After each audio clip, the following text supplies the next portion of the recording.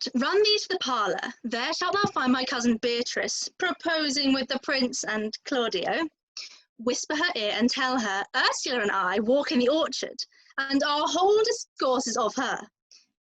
Say that thou overheardst us, and bid her steal into the Pritchard bower, where honeysuckles ripened by the sun forbid the sun to enter, like favourites made proud by princes that advanced their pride against the power that bred it. There shall she hide her and listen to our purpose. This is thy office, bear thee well in it, and leave us alone. I'll make her come, I warrant you, presently. Now, Ursula, when Beatrice doth come, as we do trace this alley up and down, our talk must only be of Benedick. When I name him, let it be thy part to praise him more than ever man did merit. My talk to thee must be how Benedick is sick in love with Beatrice. Of this matter is little Cupid's crafty arrows made, that only wound by hearsay. Now, begin. For look where Beatrice like lapwing runs, close to the ground to hear our conference. The pleasantest angling is to see the fish cut with golden oars the silver stream, and greedily devour the treacherous bait. So angle we for Beatrice, who even now is couched in the woodbine coverture. Fear you not my part of the dialogue. Then we go near her, that her ear lose nothing of the full sweet bait we lay for it. No, truly, Ursula, she is too disdainful. I know her spirits are as coy and wild as a haggard's of the rock. But are you sure that Benedick loves Beatrice so entirely? So says the prince and my new betrothed lord. And did they bid you tell her of it, madam? They did entreat me acquaint her of it, but I persuaded them, if they loved Benedick, to wish him wrestle with affection, and never to let Beatrice know it. Why did you so?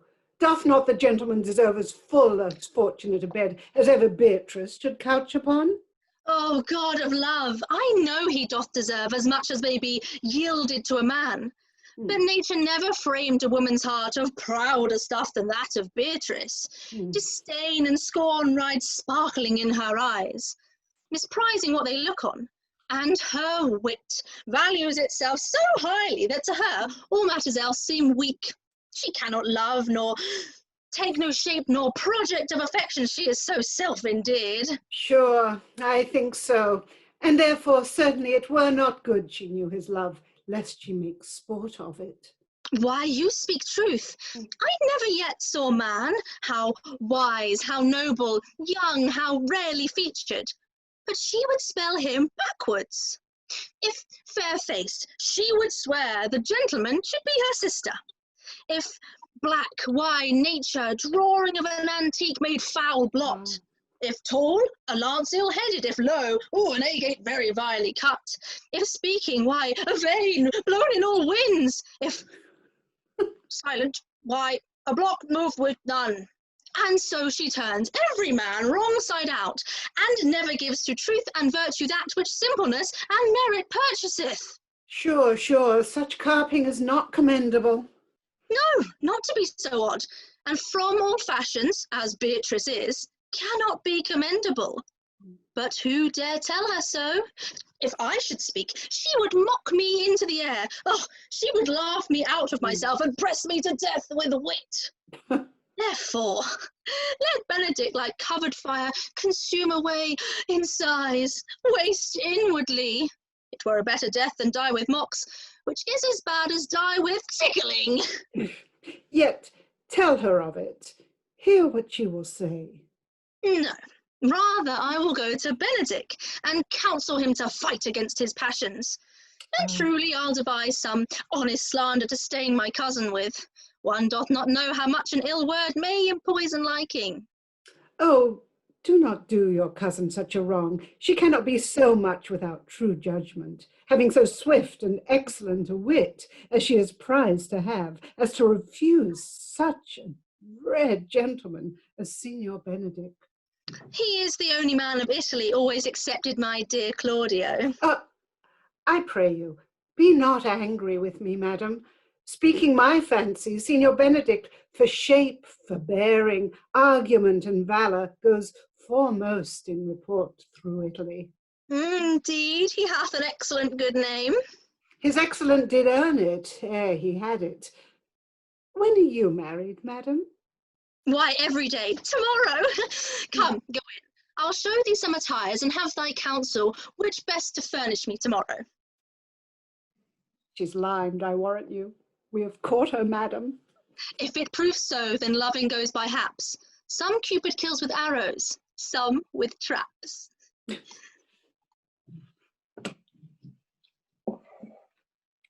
What fire is in mine ears?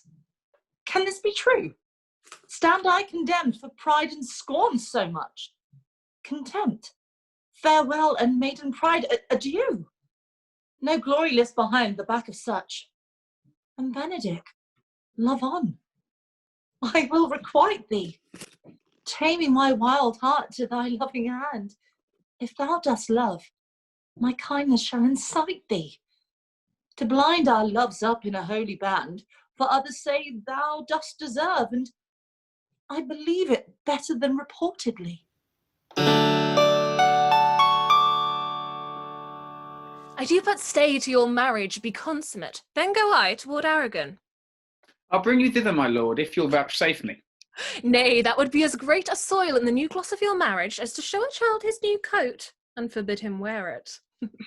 I will only be so bold with Benedick for his company, for from the crown of his head to the sole of his foot, he is all mirth, and has twice or thrice cut Cupid's bowstring, and the little hangman dare not shoot at him. He hath a heart as sound as a bell, his tongue is the clapper, for what his heart thinks, his tongue speaks. Gallants, I am not as I have been.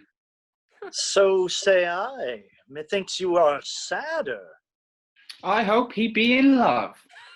Hang him, truant! There's not a true drop of blood in him to be truly touched with love. If he be sad, he wants money. I have the toothache. Draw it. Hang it. You must hang it first and draw it afterwards. What? Sigh for the toothache. Where is but a humour or a worm? Well, if everyone can master grief, but he that has it. Yet say I, he is in love. There is no appearance of fancy in him, unless it be fancy he hath two strange disguises, as to be a Dutchman today, a Frenchman tomorrow, or in the shape of two countries at once, as a German from the waist downward all slops, and a Spaniard from the hip upward no doublet. Unless he have fancy to this foolery, as it appears he hath, he is no fool for fancy, as you would have it appear he is. If he be not in love with some woman, there is no believing old signs. He brushes his hat o' the mornings. What should that bode? Hath any man seen him at the barber's? Nay, but the barber's man hath been seen with him, and the old ornament of his cheek hath already stuffed tennis balls. Indeed, he looks younger than he did by the loss of a beard. Nay, he rubs himself with civet. Can you smell him out by that? That's as much to say the sweet youth's in love. The greatest note of it is his melancholy. And when was he wont to wash his face? Yea, or to paint himself, for the which I hear what they say of him. Nay, but his jesting spirit, which is now crept into a lute string and now governed by stops. Indeed, that tells a heavy tale for him. Conclude. He is in love. Nay, but I know who loves him.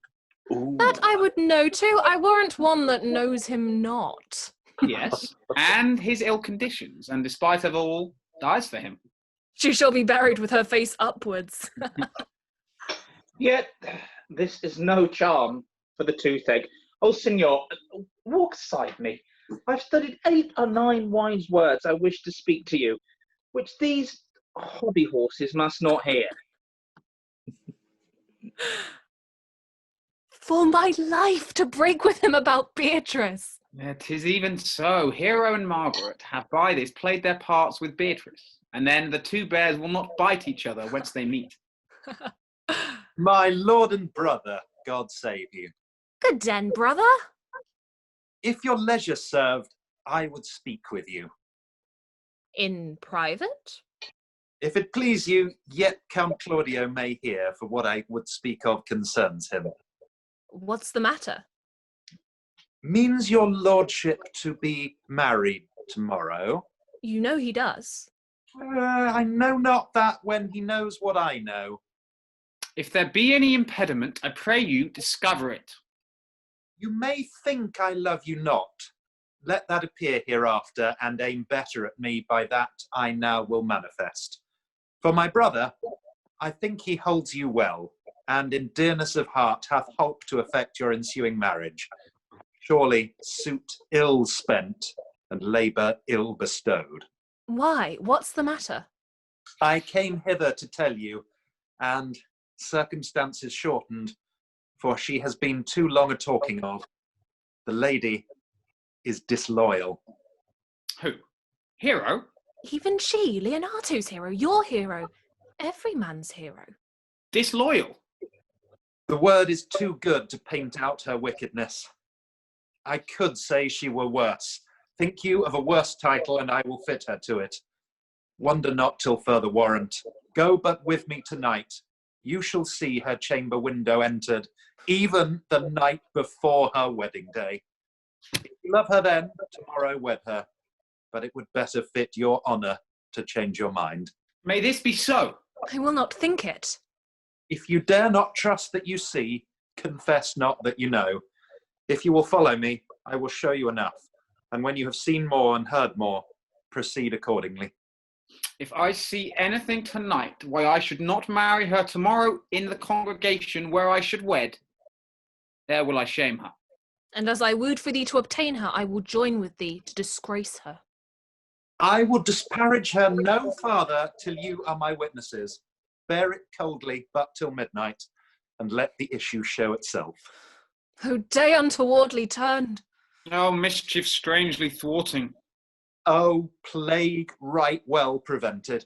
So will you say when you have seen the sequel.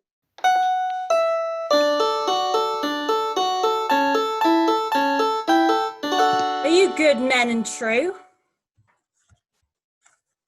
Yea, or else it were pity, but they should suffer salvation, body and soul. Nay, that were a punishment too good for them if they should have any allegiance in them, being chosen for the prince's watch. Well, give them their charge, neighbour Dogberry. This is your charge. You are to comprehend all vagrant men. You are to bid any man stand in the prince's name. How if he will not stand? Well, then take no note of him and let him go. And afterwards, call the rest of the watch together and thank God you are rid of a knave. If he will not stand when he is bidden, he is none of prince's subjects. Oh, true, and they are to meddle with none but the prince's subjects. You shall also make no noise in the streets. For the prince's watch to talk and to babble is most tolerable and not to be endured. We would rather sleep than talk. We know what belongs to a watch. Yeah, you speak like an ancient and most quiet watchman. I cannot see how sleeping may offend. Only have a care your bills be not stolen. You are to call at all the ale houses and bid those that are drunk get them to bed. And how if they will not? Well, then, if they will not, then let them alone until they are sober, and then, if they make not the better answer, then you may say that they are not the men you took them for.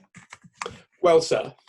If you meet a thief, you may suspect him, by virtue of your office, to be no true man. And for such a kind of men, then the less you meddle or make with them, the more is for your honesty. If we know him to be a thief, shall we not lay hands upon him? Truly, by your office you may, but I think that those that touch pitch will be defiled. The best way for you, if you should meet a thief, is to let him show himself what he is and steal out of your company. You've always been called a merciful man, partner. Truly, I would not hang a dog by my will, much more a man that hath any honesty in him. If you hear a child cry in night, you must call the nurse and bid her still live. How if the nurse be asleep and will not hear us? Or why then, depart in peace and let the child wake her with crying. For the ewe that will not hear her lamb when he bars will never answer a calf when he bleats.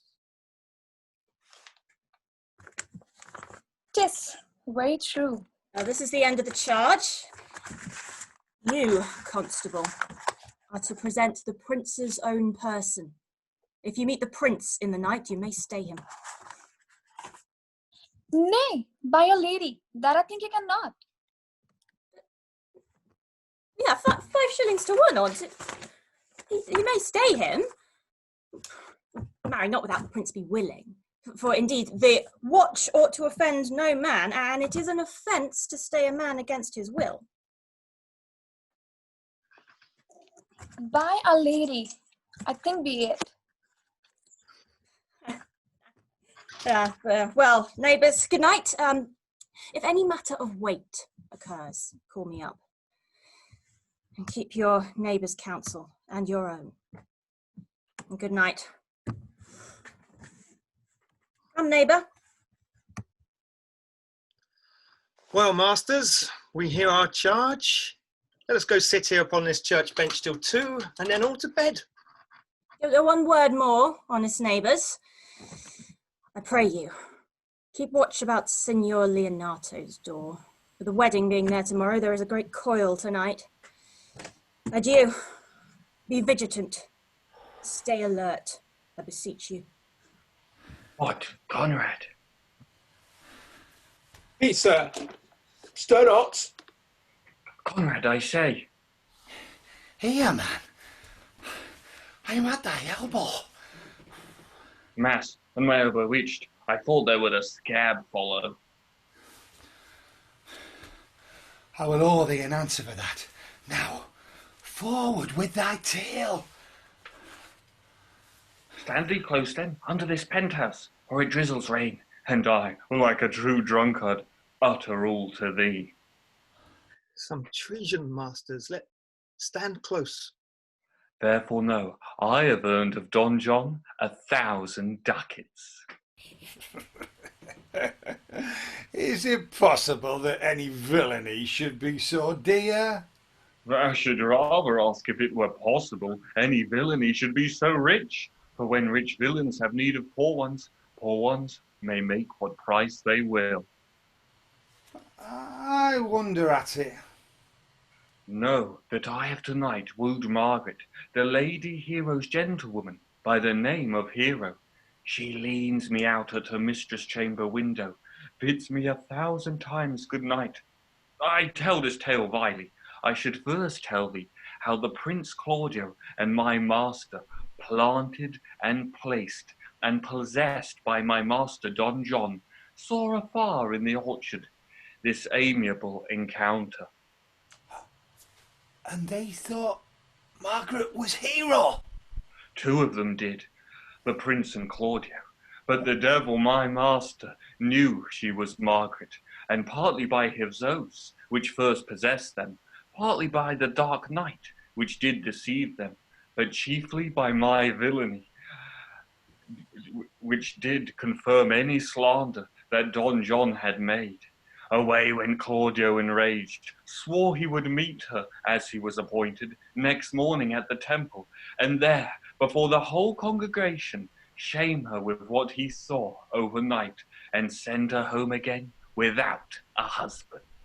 We charge you, in the prince's name, stand! Call up the right master, constable. We have here recovered the most dangerous piece of lechery that was ever known in the Commonwealth. Masters, masters! Never speak. We charge you, let us obey you to go with us. We are like to prove a goodly commodity, being taken up of these men's bills. A commodity in question, I warrant you. Come, we'll obey you.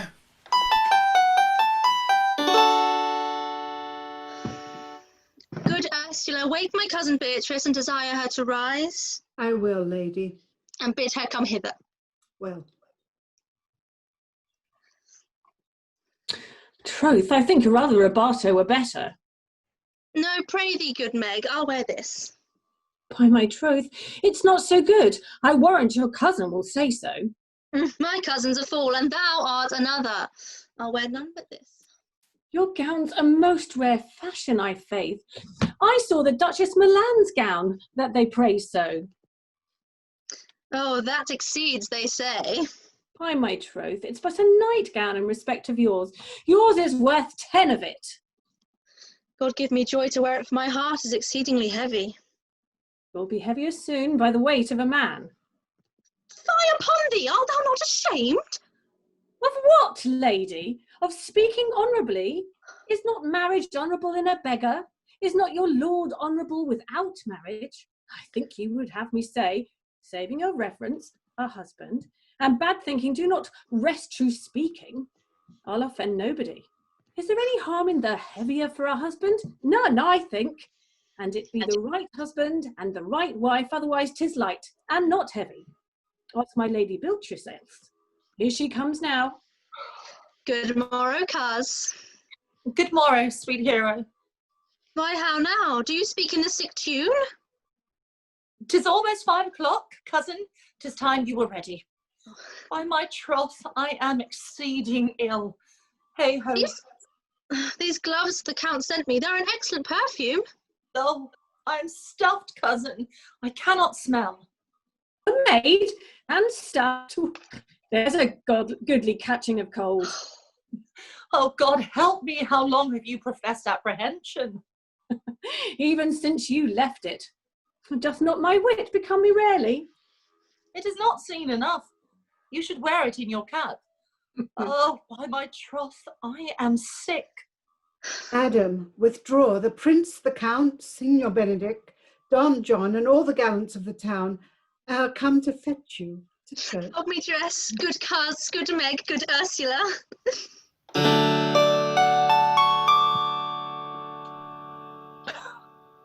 What would you with me, honest neighbour? Marry, sir, I would have some confidence with you that discerns you nearly. Brief, I pray you, for you see, it is a busy time for me. Marry, this is it, sir. Yes, in truth it is, sir. What is it, my good friends? Goodman Verges, sir, speaks a little off the matter. An old man, sir, and his wits are not so blunt as God help I would desire they were. But in faith, honest, as the skin between his brows. Yes, I thank God I'm as honest as any living man, and no honester than I. Comparisons are odorous. Neighbours, you are tedious. It pleases your worship to say so, but we are the poor Duke's officers. But truly, for mine own part, if I were as tedious as a king, I could find it in my heart to bestow it all of your worship. All thy tediousness on me, eh? Nay, and 'twere £1,000 more than 'tis. For I hear as good exclamation on your worship as of any man in the city. And though I be but a poor man, I am glad to hear it. And so am I. I would fain know what you have to say. Marry, sir, our watch tonight, except your worship's presence, have taken a couple of knaves as an errand as any in Messina. I must leave you. But one word, sir. Our watch, sir, have indeed comprehended 2 auspicious persons, and we would have them this morning examined before your worship. Take their examination yourself and bring it me. I am now in great haste, as it may appear unto you. It shall be sufficient. Drink some wine ere you go. Fare you well. My lord, they stay for you to give your daughter to her husband. I'll wait upon them. I am ready. Go, good neighbour, go. Get you to Francis C. Cole and bid him bring his pen and his inkhorn to the jail. We are to examination these men. And we must do it wisely. We shall spare for no wit, I warrant you. is that shall drive some of them to a non-cum. Only get the learned writer to set down our excommunication and meet me at the jail.